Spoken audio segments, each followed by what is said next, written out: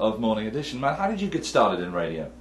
It's a little bit of a circuitous route. After I graduated college in the mid-90s, I moved to San Francisco to work in independent film production, and did that. Worked on a number of interesting projects, but didn't pay the bills doing that. So I was doing a lot of temp work, working in offices in downtown San Francisco, any number of different types of businesses. During that time, I took my Walkman and listened to a lot of radio, and eventually settled on public radio quite often as I was doing whatever work needed to be done that day. Then in one of the jobs I was doing, it required me to be on the phone quite a bit, and over the course of 2 or 3 months I had, I don't know, 8 or 10 different people tell me, you sound like you should be on the radio. And given the fact that I was listening to a lot of public radio and I had gotten this feedback about the voice, I thought, well, maybe that might be an interesting way to move professionally and actually be able to build a career.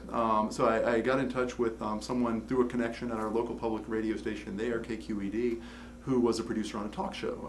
I went as an intern for that talk show. Then also went on after that, enjoyed that experience, went on to serve as an intern in the newsroom there. Enjoyed that, looking at radio in a couple of different ways, both the news report and the talk show in a more extended format. During that same time, applied to and wound up going to and completing the Graduate School of Journalism at the University of California at Berkeley, and getting a little bit more grounding in journalism and in radio there, and it really took off from there. My work at KQED moved from interning to freelancing. I wound up on the staff. I was not full-time there, but I did quite a bit of work there in a number of different departments on political coverage and general topic reporting as well. And from there, you swapped coasts. Launched. You swapped coasts for romantic reasons. Yes, I did. In fact, my wife, who I met in San Francisco, moved to D.C. We were dating at the time, but then I moved to D.C. a few months after that. Spent some time here freelancing, as well as working at NPR's newscast unit downtown on a fill-in and temporary basis for quite a period of time.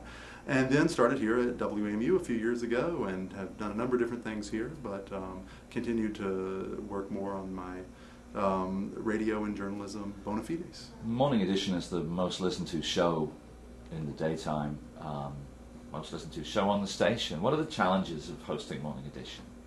Well, I've enjoyed becoming the host of Morning Edition over the last couple of months. I'd say the biggest challenge is getting up at 3 in the morning to get here to work by 4.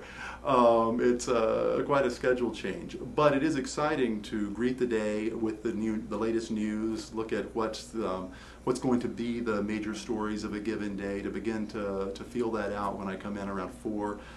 Then we go on the air at 5 with our broadcast of Morning Edition, and the challenges there are to look at what are the stories happening in our area that our listeners want to hear about, what are the things that will be most relevant, the most important, weighing that out based then on what space we have to get the story told, and planning out our morning to try and keep our listeners informed in such a way as they feel satisfied and like we're living up to the standards of Morning Edition and WAMU 88.5 News. Now, you and your wife have a baby now, and we do, in fact. Do you have any time to do anything else?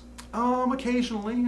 He keeps us very busy. He's just over a year old now, and doing very well, and we're enjoying that very much. But I'm sure any parents out there know that first year requires a lot of time. Yeah. So in addition to my time spent here, if I'm not napping in the afternoon trying to get caught back up, then I'm taking care of the baby in the late afternoon and evening, and that's been a joy. You're still playing and you're still singing. Tell us. Oh yes, I still do play music. That's one of my great joys in life, and always has been. When I lived in San Francisco, I actually fronted a rock band, and that I was in with a few friends of mine, and that was a lot of fun. We never did that really professionally. We played in a few bars and at parties around the town, but did it more for fun than for money. And I still do play guitar and write songs and occasionally record them, although since the baby arrived, I've done less of that than I did before. What was the name of the rock band?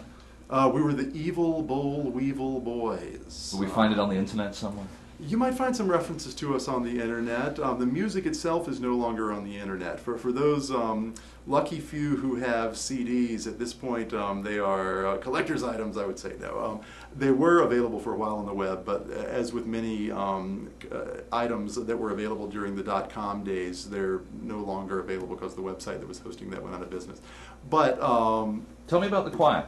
I also sing in a choir, yes, as a matter of fact, at a church here in the Washington area. I sing bass and baritone, and that's been a chance to use my musical experience in quite a different way, rather than thinking about rock songs, thinking about being part of a vocal ensemble, and learning. I learned to read music as a child, playing saxophone and also through music classes at school, but I had never really read for voice, so that's been something here over the last 5 or 6 years that I've enjoyed expanding on that musical ability, and it really is quite a joy. So when we're not taking care of the baby, I do still try to do as much with my music as I can. Favorite work to sing?